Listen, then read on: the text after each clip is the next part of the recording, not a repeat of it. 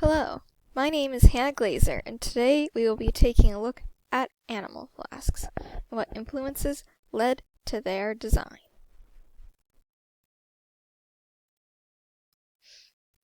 The animal flask was created during the Umayyad era, 661 to 750.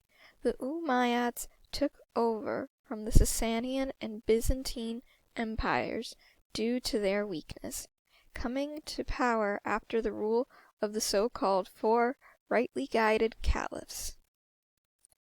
Their caliphate stretched from Spain all the way over into Iraq. From this acquired land came the basis of most of the artistic influence of the era, as the Umayyads did not prioritize defining a singular style. Syria was considered the cultural and physical center of the empire, and this is where this particular animal flask and many others are hypothesized to be from. The Umayyad Empire was known for their impact on Islamic culture, both religious and secular, and architecture. However, they lacked innovation when it came to other artistic development, including ceramics, metalwork, and glassware. Most of the works developed in this time relied on the pre-existing decorative language from the Roman and Sasanians. Here we can see an image of an Amphiriscos, or miniature two-handled jar. Similar to the animal flask, this small piece of glassware was used to store valuable oils and sweet-smelling perfumes. It was a predecessor from the Hellenistic era.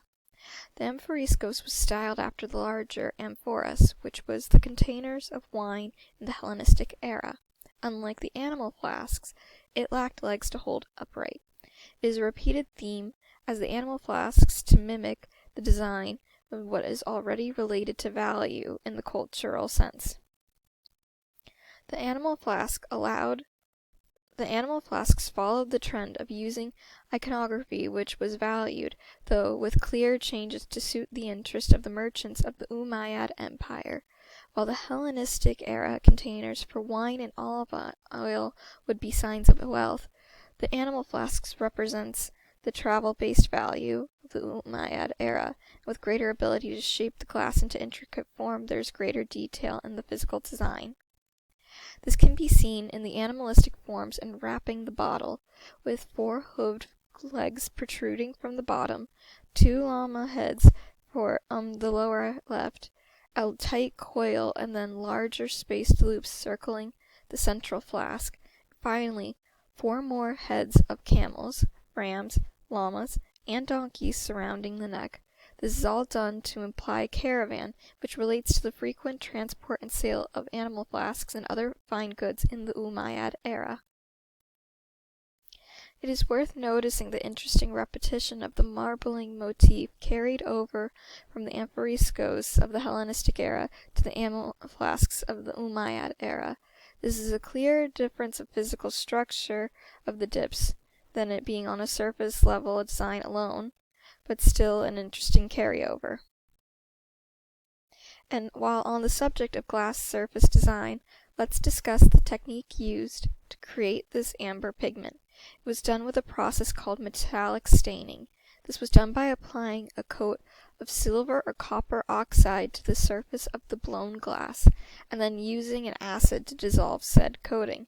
This imbues the glass with colors ranging from yellows, browns, and ambers. The more colorful sheens to the surface are the result of weathering over the years, polishing the glass to an iridescent quality. There are over 20 animal flasks of the Umayyad era which have been discovered, with a variety of design. The amount and variety are both due to the commonality of them in sales to the merchant class.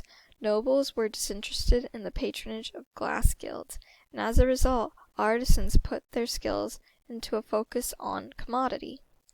Not unlike modern designs of today, who have in many ways repeated the motifs of glass animal flasks for the purposes of raising the value of perfumes as recently as the last century.